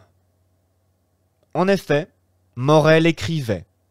Mais ce que n'avait pas remarqué sa fille, Madame Morel le remarqua, elle. C'est que son mari écrivait sur du papier marqué. Cette idée terrible lui vint qu'il faisait son testament. Elle frissonna de tous ses membres. Et cependant, elle eut la force de ne rien dire. Le lendemain, M. Morel paraissait tout à fait calme. Il se tint dans son bureau comme à l'ordinaire, descendit pour déjeuner comme d'habitude. Seulement, après son dîner, il fit asseoir sa fille près de lui, prit la tête de l'enfant dans ses bras et la tint longtemps contre sa poitrine. Le soir, Julie dit à sa mère que, quoique calme en apparence, elle avait remarqué que le cœur de son père battait violemment. Les 2 autres jours s'écoulèrent à peu près pareils. Le 4 septembre au soir, M. Morel redemanda à sa fille la clé de son cabinet. Julie tressaillit à cette demande, qui lui sembla sinistre. Pourquoi son père lui redemandait-il cette clé qu'elle avait toujours eue, et qu'on ne lui reprenait dans son enfance que pour la punir? La jeune fille regarda M. Morel. « Qu'ai-je donc fait de mal, mon père, dit-elle, pour que vous me repreniez cette clé ?»« Rien, mon enfant, » répondit le malheureux Morel, à qui cette demande si simple fit jaillir les larmes des yeux. « Rien, seulement, j'en ai besoin. » Julie fit semblant de chercher la clé. « Je l'aurais laissée chez moi, » dit-elle. Et elle sortit. Mais au lieu d'aller chez elle, elle descendit et courut consulter Emmanuel. « Ne rendez pas cette clé à votre père, » dit celui-ci, « et demain matin, s'il est possible, ne le quittez pas. » Elle essaya de questionner Emmanuel, mais celui-ci ne savait rien autre chose, ou ne voulait pas dire autre chose. Pendant toute la nuit du 4 au 5 septembre, Madame Morel resta l'oreille collée contre la boiserie. Jusqu'à 3 heures du matin, elle entendit son mari marcher avec une agitation dans sa chambre. À 3 heures seulement, il se jeta sur son lit. Les 2 femmes passèrent la nuit ensemble. Depuis la veille au soir, elles attendaient Maximilien. À 8 heures, M. Morel entra dans leur chambre. Il était calme, mais l'agitation de la nuit se lisait sur son visage pâle et défait. Les femmes n'osèrent lui demander s'il avait bien dormi. Morel fut meilleur pour sa femme et plus paternel pour sa fille qu'il n'avait jamais été. Il ne pouvait se rassasier de regarder et d'embrasser la pauvre enfant. Julie se rappela la recommandation d'Emmanuel et voulut suivre son père lorsqu'il sortit, mais celui-ci la repoussant avec douceur. « Reste près de ta mère, » lui dit-il. Julie voulut insister. « Je le veux, » dit Morel. C'était la première fois que Morel disait à sa fille « Je le veux ». Mais il le disait avec un accent empreint d'une si paternelle douceur que Julie n'osa pas faire un pas en avant. Elle resta à la même place, debout, muette et immobile. Un instant après, la porte se rouvrit. Elle sentit 2 bras qui l'entouraient et une bouche qui se collait à son front. Elle leva les yeux et poussa une exclamation de joie. « Maximilien, mon frère !» s'écria-t-elle. À ce cri, Madame Morel accourut et se jeta dans les bras de son fils. « Ma mère, » dit le jeune homme en regardant alternativement Madame Morel et sa fille. Qu'y a-t-il donc? Et que se passe-t-il? Votre lettre m'a épouvanté et j'accours. Julie, dit Madame Morel en faisant signe au jeune homme, va dire à ton père que Maximilien vient d'arriver. La jeune fille s'élança hors de l'appartement, mais sur la première marche de l'escalier, elle trouva un homme tenant une lettre à la main. « N'êtes-vous pas Mademoiselle Julie Morel ?» dit cet homme avec un accent italien des plus prononcés. « Oui, monsieur, » répondit Julie toute balbutiante. « Mais que me voulez-vous? Je ne vous connais pas. »« Lisez cette lettre !» dit l'homme en lui tendant un billet. Julie hésitait. « Il y va du salaud de votre père !» dit le messager. La jeune fille lui arracha le billet des mains. Puis, elle l'ouvrit vivement et lut. Rendez-vous à l'instant même aux allées de Mélan. Entrez dans la maison numéro 15. Demandez à la concierge la clé de la chambre du 5e. Entrez dans cette chambre. Prenez sur le coin de la cheminée une bourse en filet de soie rouge et apportez cette bourse à votre père. Il est important qu'il l'ait avant 11 heures. Vous avez promis de m'obéir aveuglément. Je vous rappelle votre promesse. Simbad, le marin. La jeune fille poussa un cri de joie, leva les yeux, chercha pour l'interroger l'homme qui lui avait remis ce billet, mais il avait disparu. Elle reporta alors les yeux sur le billet pour le lire une seconde fois et s'aperçut qu'il avait un post-scriptum. Elle lut « Il est important que vous remplissiez cette mission en personne et seule. Si vous veniez accompagner ou qu'une autre personne que vous se présentât, le concierge répondrait qu'il ne sait ce qu'on l'on veut dire. » Ce post-scriptum fut une puissante correction à la joie de la jeune fille. N'avait-elle rien à craindre? N'était-ce pas quelque piège qu'on lui tendait? Son innocence lui laissait ignorer quels étaient les dangers que pouvait courir une jeune fille de son âge, mais on n'a pas besoin de connaître le danger pour le craindre. Il y a même une chose à remarquer, c'est que ce sont justement les dangers inconnus qui inspirent les plus grandes terreurs. Julie hésitait. Elle se résolut de demander conseil. Mais, par un sentiment étrange, ce ne fut ni à sa mère ni à son frère qu'elle eut recours. Ce fut à Emmanuel. Elle descendit, lui raconta ce qui lui était arrivé le jour où le mandataire de la maison Thomson et French était venu chez son père. Elle lui dit la scène de l'escalier, lui répéta la promesse qu'elle avait faite et lui montra la lettre. « Il faut y aller, mademoiselle, » dit Emmanuel. « Y aller ?» murmura Julie. « Oui, je vous y accompagnerai. »« Mais vous n'avez pas vu que je dois être seule ?» dit Julie. « Vous serez seule aussi, » répondit le jeune homme. « Moi, je vous attendrai au coin de la rue du musée. Et si vous tardez de façon à me donner quelque inquiétude, alors j'irai vous rejoindre. Et je vous en réponds, malheur à ceux dont vous me diriez que vous auriez eu à vous plaindre. » « Ainsi, Emmanuel, reprit en hésitant la jeune fille, votre avis est donc que je me rende à cette invitation ? Oui. Le messager ne vous a-t-il pas dit qu'il y allait du salut de votre père ?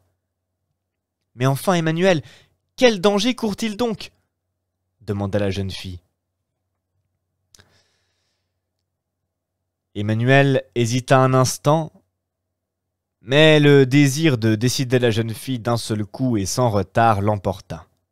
« Écoutez, lui dit-il, c'est aujourd'hui le 5 septembre, n'est-ce pas ? Oui. Aujourd'hui, à 11 heures, votre père a près de 300 000 francs à payer. Oui, nous le savons. Eh bien, dit Emmanuel, il n'en a pas 15 000 en caisse. Alors, que va-t-il donc arriver ? Il va arriver que si aujourd'hui, avant 11 heures, votre père n'a pas trouvé quelqu'un qui lui vienne en aide, à midi, votre père sera obligé de se déclarer en banqueroute. « Oh, venez, venez !» s'écria la jeune fille en entraînant le jeune homme avec elle. Pendant ce temps, Madame Morel avait tout dit à son fils.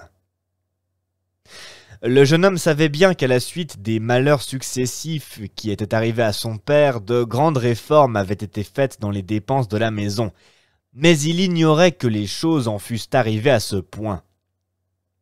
Il demeura anéanti. Puis, tout à coup, il s'élança hors de l'appartement, monta rapidement l'escalier, car il croyait son père à son cabinet, mais il frappa vainement. Comme il était à la porte de ce cabinet, il entendit celle de l'appartement s'ouvrir, il se retourna et vit son père. Au lieu de remonter droit à son cabinet, M. Morel était rentré dans sa chambre et en sortait seulement maintenant. M. Morel poussa un cri de surprise en apercevant Maximilien. Il ignorait l'arrivée du jeune homme. Il demeura immobile à la même place, serrant avec son bras gauche un objet qu'il tenait caché sous sa redingote. Maximilien descendit vivement l'escalier et se jeta au cou de son père. Mais tout à coup, il se recula, laissant sa main droite seulement appuyée sur la poitrine de son père. « Mon père, dit-il en devenant pâle comme la mort, pourquoi avez-vous donc une paire de pistolets sous votre redingote ? » « Ah, voilà ce que je craignais, » dit Morel. « Mon père, au nom du ciel !» s'écria le jeune homme. « Pourquoi ces armes ?» « Maximilien, » répondit Morel en regardant fixement son fils, « tu es un homme, et un homme d'honneur. Viens, je vais te le dire. » Et Morel monta d'un pas assuré à son cabinet, tandis que Maximilien le suivait en chancelant. Morel ouvrit la porte et la referma derrière son fils. Puis, il traversa l'antichambre, s'approcha du bureau, déposa ses pistolets sur le coin de la table et montra du bout du doigt à son fils un registre ouvert. Sur ce registre était consigné l'état exact de la situation. Morel avait à payer dans une demi-heure 287 500 francs. Il possédait en tout 15 257 francs. « Lis, » dit Morel. Le jeune homme lut et resta un moment comme écrasé. Morel ne disait pas une parole. Qu'aurait-il pu dire qui ajoutât à l'inexorable arrêt de ces chiffres ? « Et vous avez tout fait, mon père, dit au bout d'un instant le jeune homme, pour aller au-devant de ce malheur ? » Oui, répondit Morel. Vous ne comptez sur aucune rentrée ? Sur aucune. Et vous avez épuisé toutes vos ressources ? Toutes. Et dans une demi-heure, dit Maximilien d'une voix sombre, votre nom est déshonoré.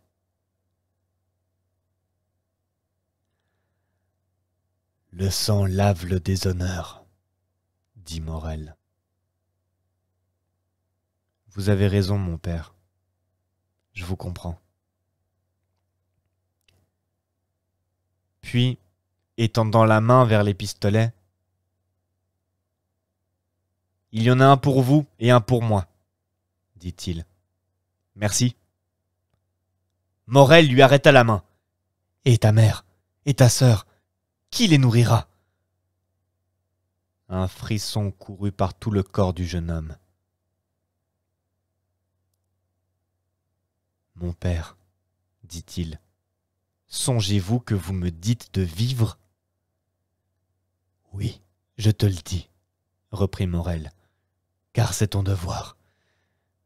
Tu as l'esprit calme, fort, Maximilien. Maximilien, tu n'es pas un homme ordinaire. Je ne te commande rien. Je ne t'ordonne rien. Seulement, je te dis, examine ta situation comme si tu y étais un étranger, et juge-la toi-même.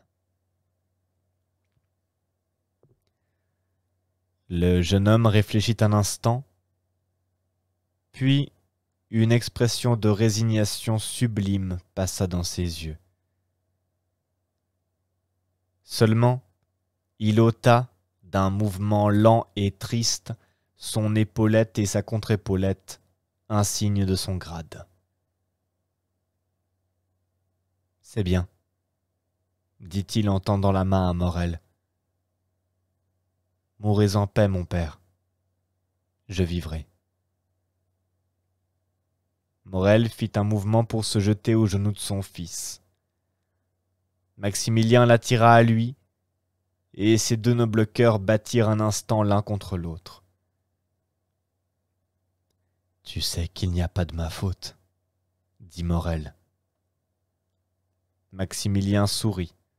« Je sais, mon père, que vous êtes le plus honnête homme que j'ai jamais connu. »« C'est bien.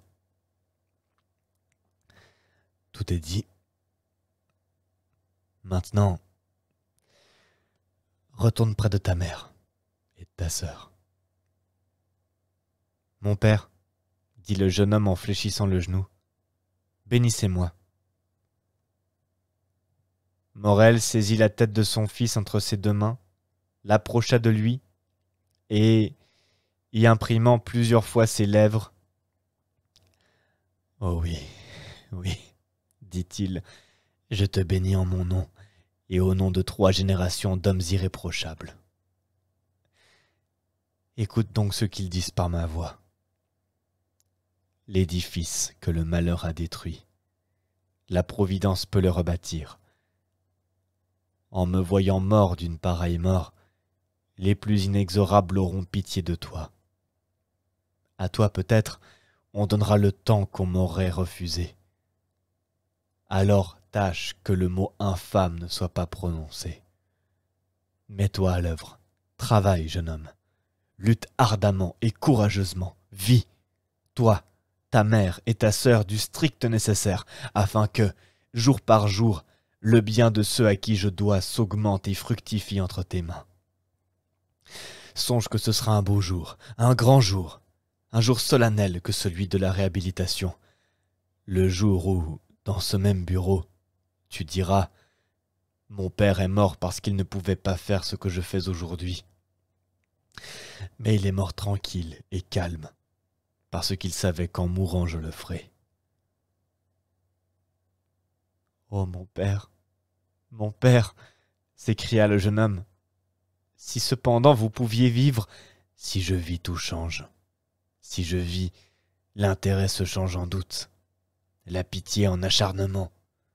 Si je vis, je ne suis plus qu'un homme qui a manqué à sa parole, qui a failli à ses engagements.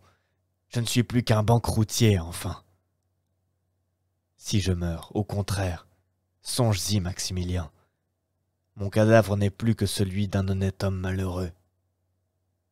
Vivant, mes meilleurs amis évitent ma maison.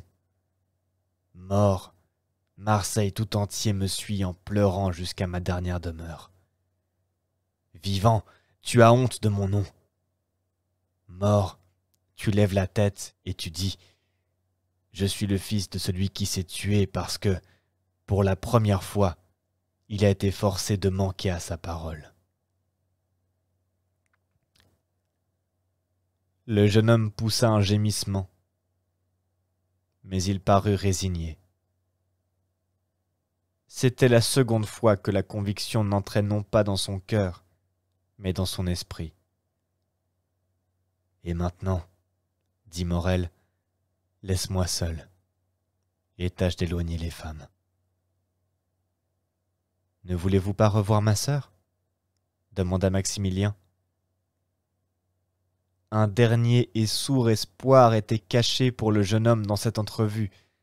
Voilà pourquoi il la proposait. Monsieur Morel secoua la tête. « Je l'ai vue ce matin, dit-il, et je lui ai dit adieu. »«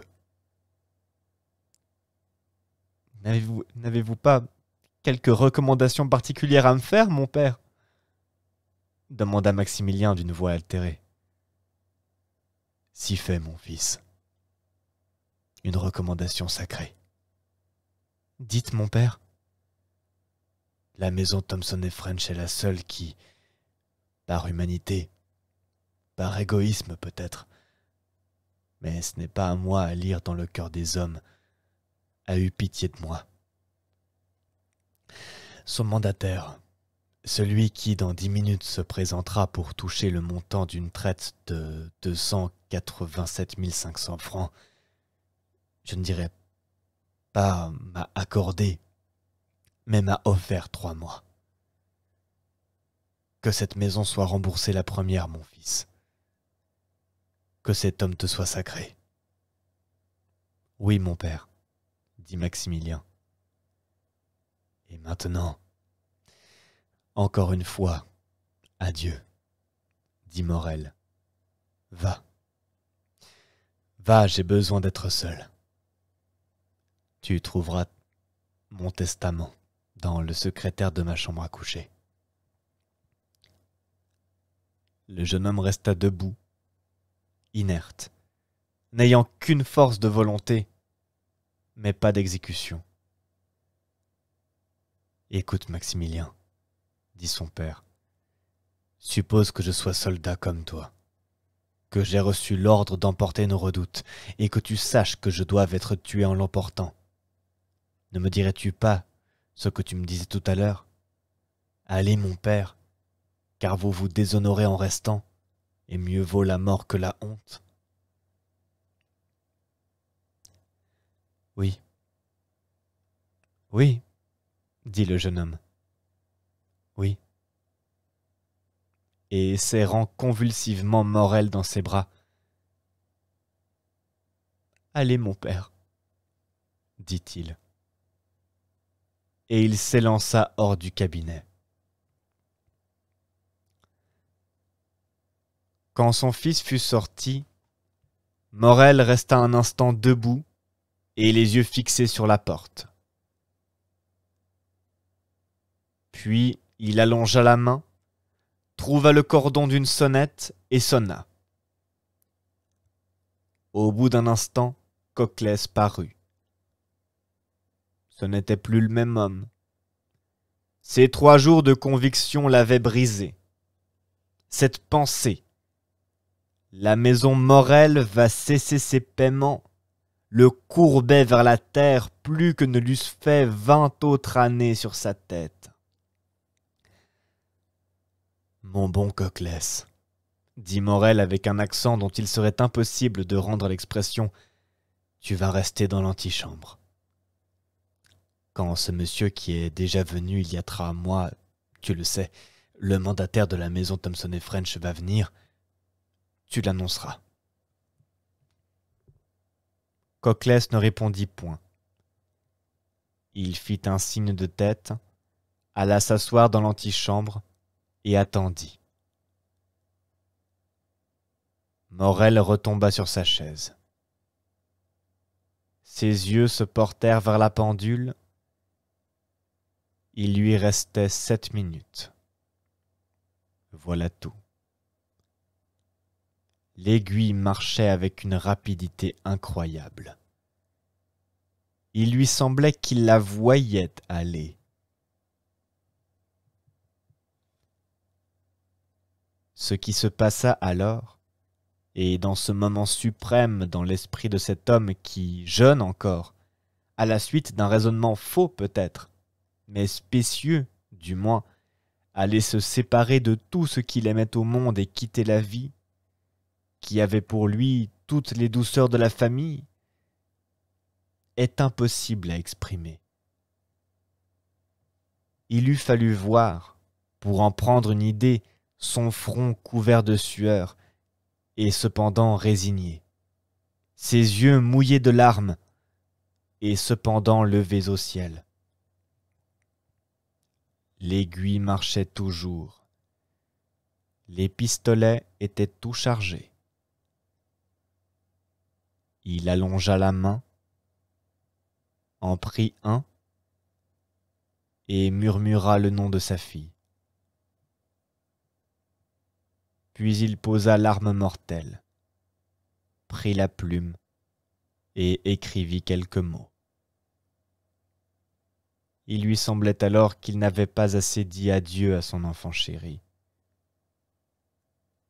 Puis il se retourna vers la pendule. Il ne comptait plus par minutes, mais par secondes.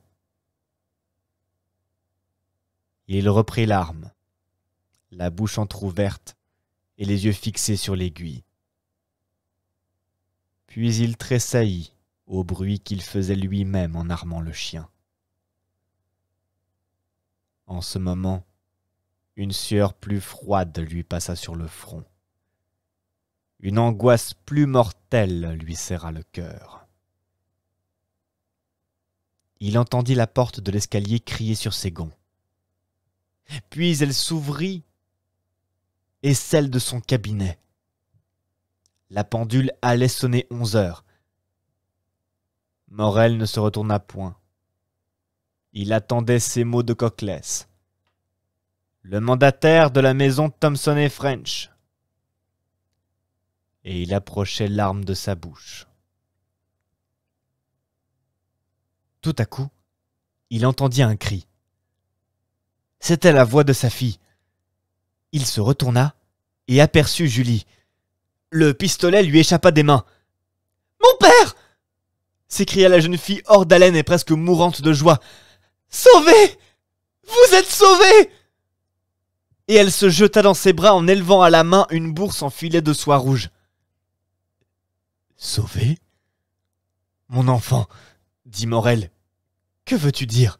Oui, sauvé ! Voyez, voyez ! Dit la jeune fille. Morel prit la bourse et tressaillit, car un vague souvenir lui rappela cet objet pour lui avoir appartenu.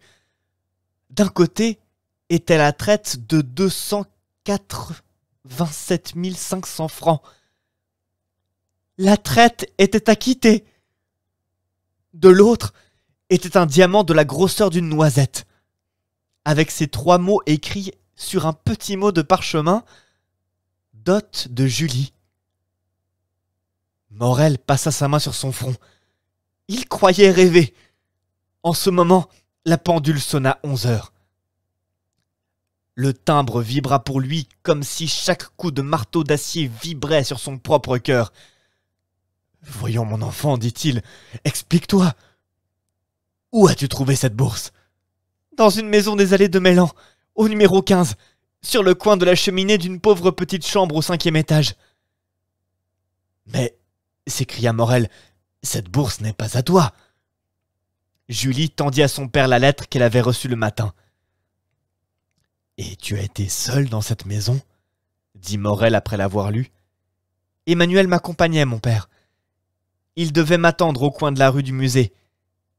Mais, chose étrange, à mon retour, il n'y était plus. »« Monsieur Morel !» s'écria une voix dans l'escalier. « Monsieur Morel !»« C'est sa voix !» dit Julie. En même temps, Emmanuel entra, le visage bouleversé de joie et d'émotion.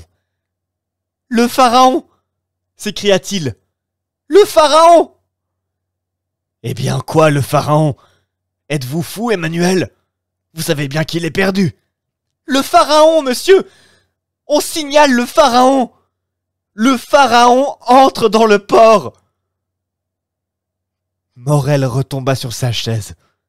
Les forces lui manquaient. Son intelligence se refusait à classer cette suite d'événements incroyables, inouïs, fabuleux. Mais son fils entra à son tour. « Mon père, » s'écria Maximilien, « que disiez-vous donc que le pharaon était perdu?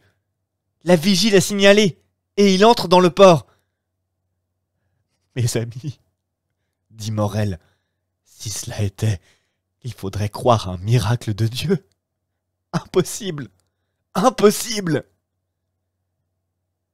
Mais ce qui était réel, et non moins incroyable, c'était cette bourse qu'il tenait dans ses mains. C'était cette lettre de change acquittée, c'était ce magnifique diamant. « Ah, monsieur, » dit Coclès à son tour, « qu'est-ce que cela veut dire, le pharaon ?»« Allons, mes enfants, » dit Morel en se soulevant, « allons voir, et que Dieu ait pitié de nous si c'est une fausse nouvelle. » Ils descendirent. Au milieu de l'escalier attendait Madame Morel. La pauvre femme n'avait pas osé monter. En un instant, ils furent à la canebière. Il y avait foule sur le port. Toute cette foule s'ouvrit devant Morel. « Le pharaon! Le pharaon !» disaient toutes ces voix. En effet, chose merveilleuse, inouïe, en face de la tour Saint-Jean, un bâtiment portant sur sa poupe ces mots écrits en lettres blanches: « Le pharaon, Morel et fils de Marseille, absolument de la contenance de l'autre pharaon et chargé comme l'autre de cochenille et d'indigo, jetait l'ancre et carguait ses voiles. » Sur le pont, le capitaine Gaumard donnait ses ordres et maître Penelon faisait des signes à Monsieur Morel. Il n'y avait plus à en douter. Le témoignage des sens était là et 10 000 personnes venaient en aide à ce témoignage. Comme Morel et son fils s'embrassaient sur la jetée, aux applaudissements de toute la ville témoin de ce prodige, un homme dont le visage était à moitié couvert par une barbe noire et qui, caché derrière la guérite d'une factionnaire, contemplait cette scène avec attendrissement, murmura ces mots. « Sois heureux, noble cœur. Sois béni pour tout le bien que tu as fait et que tu feras encore. Et que ma reconnaissance reste dans l'ombre comme ton bienfait. » Et, avec un sourire où la joie et le bonheur se révélaient, il quitta l'abri où il était caché, et sans que personne fît attention à lui, tant chacun était préoccupé de l'événement du jour, il descendit un de ces petits escaliers qui servent de débarcadère, et héla 3 fois « Jacopo! Jacopo! Jacopo !» Alors, une chaloupe vint à lui, le reçut à bord et conduisit à un yacht richement gréé sur le pont duquel il s'élança avec la légèreté d'un marin. De là, il regarda encore une fois Morel qui, pleurant de joie, distribuait de cordiales poignées de main à toute cette foule et remerciait d'un vague regard ce bienfaiteur inconnu qu'il semblait chercher au ciel. « Et maintenant, dit l'homme inconnu, adieu, bonté, humanité, reconnaissance. Adieu à tous les sentiments qui épanouissent le cœur. Je me suis substitué à la Providence pour récompenser les bons. Que le Dieu vengeur me cède sa place pour punir les méchants. » À ce mot, il fit un signal, et comme s'il n'eût attendu que ce signal pour partir, le yacht prit aussitôt la mer.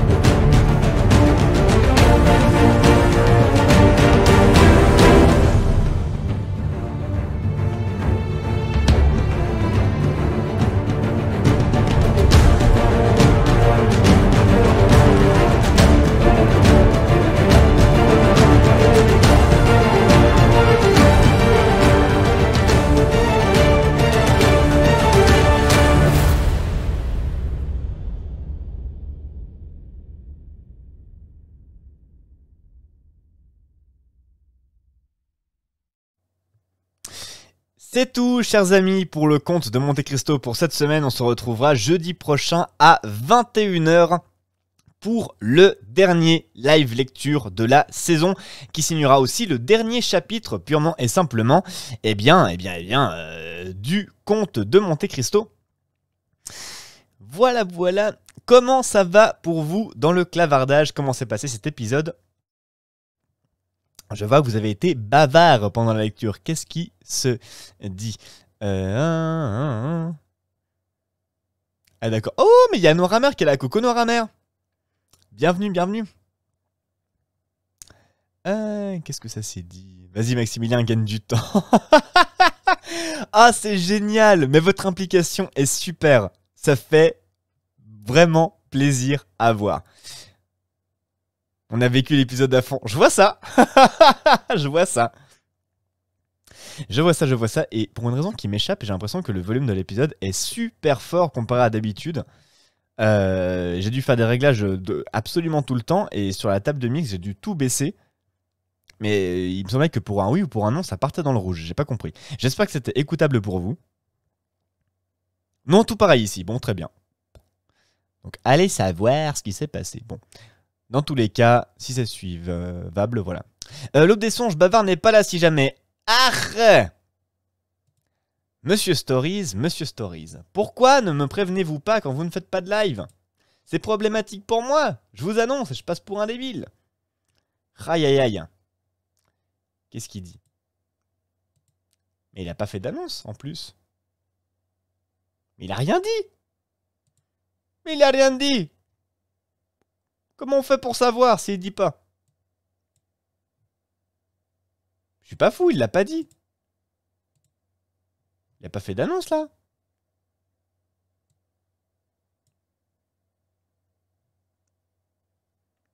Mais c'est... Mademoiselle Lynn, d'où tenez-vous l'information que Bavard n'est pas là ce soir?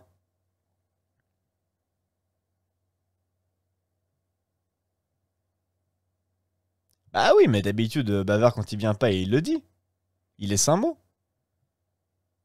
Alors, pas à moi. C'est dommage, parce que ça m'est déjà arrivé du coup de l'annoncer. Ah, il a mis un message dans la discussion générale.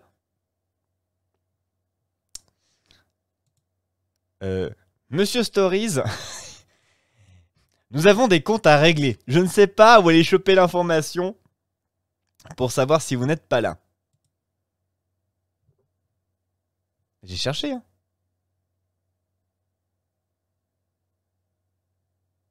Ah oui, mais d'accord, mais... Bon. Alors donc, effectivement, il est pas là, il se fait tatouer. Bah. Bon bah écoute, bon tatouage, Monsieur Stories.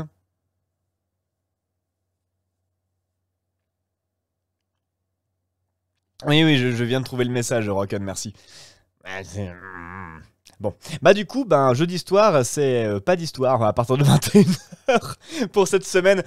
Non voilà, chers amis, ça m'embête. J'aurais bien aimé savoir ça parce que du coup, probablement que j'aurais prolongé l'épisode vu que la semaine prochaine, nous avons un chapitre. Donc, c'est bête. C'est dommage, c'est embêtant. Et bienvenue à toi qui nous rejoins juste maintenant, mais tu arrives pile à la fin de ce live lecture. Semaine prochaine, ce sera à 21h. Si tu veux nous rejoindre, et puis le prochain direct entre nous, ce sera samedi matin à 9h pour le Café des Fables jusqu'à 12h30 au plus tard. Et cette semaine et la semaine d'après, je tiendrai absolument ces horaires-ci. Peut-être même que j'arrêterai à midi, donc peut-être un peu plus tôt que le programme prévu, ce qui veut dire que ce sera beaucoup plus tôt que d'habitude pour vous, vu que d'habitude je termine à 13h30, 14h, mais là j'ai vraiment besoin d'avoir du temps si je veux terminer ce que je dois faire pour les vacances, donc clairement je vais faire des émissions un peu plus courtes. Voilà. Donc maintenant que les cookies ont été distribués, Dantes va commencer à distribuer des baffes. Ah ça, nous allons voir. Je ne sais pas, je ne sonde pas les cœurs et les reins, je me doute que oui, il va distribuer des claques. Il y a 3 tomes pour ça. Est-ce que Alexandre Dumas a fait un épisode par personnage dont il doit se venger? Genre, est-ce qu'il y a un tome pour Villefort, un tome pour Danglars, un tome pour Fernand? Ce serait fou.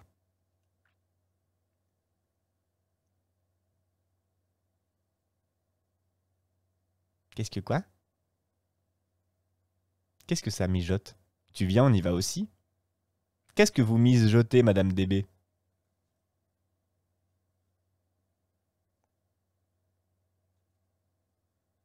Ça se suit. Bon, bah ça se suit. D'accord. Bah suivez-vous, faites ce que vous voulez. Bien, sur ce, chers amis, c'est le moment où je vais mettre fin au live. Je vous avoue que j'ai plus beaucoup de jus, donc je vais vous laisser avant que je commence à dire n'importe quoi. A envie de tatouage? Ah bon. D'accord. Bien. Chers amis, ça va être le moment où je vais vous laisser pour ce soir. Régler des comptes aux méchants avec Ravine. D'accord, c'est donc ceci. Oui, oui, oui. Je compte bien, je comprends. Fort bien. Merci beaucoup d'avoir été là ce soir. Merci d'être fidèle au poste et d'être de plus en plus nombreux pour les live lectures. Ça fait vraiment plaisir. Merci beaucoup de votre fidélité, de votre implication. C'est un vrai plaisir de vous retrouver à chaque fois et de discuter avec vous sur ces textes classiques que je vous présente ici et dont je suis ravi de voir que oui, quand ils sont présentés avec envie et d'une certaine manière, ça donne envie.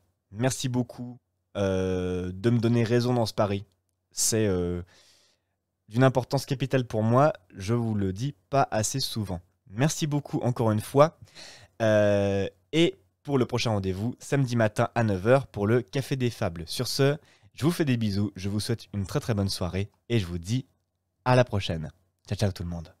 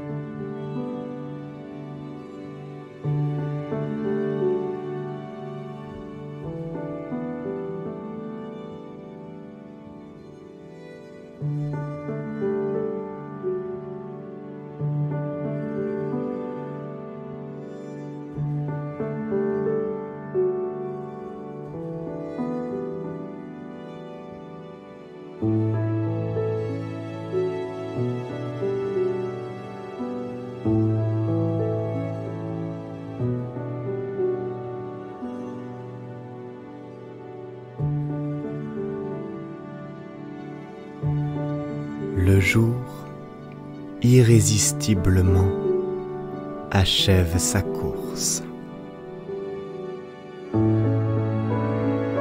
Des chœurs de grillons entonnent leur chant et tu peux voir au loin quelques lucioles allumer leurs lanternes.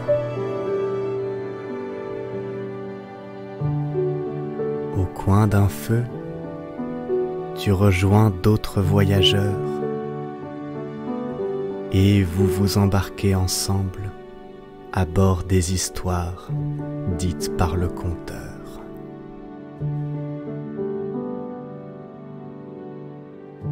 Vous levez les yeux au ciel et, tandis que les brumes crépusculaires révèlent la clarté naissante de la lune, vous atteignez, sans le savoir, l'aube des songes.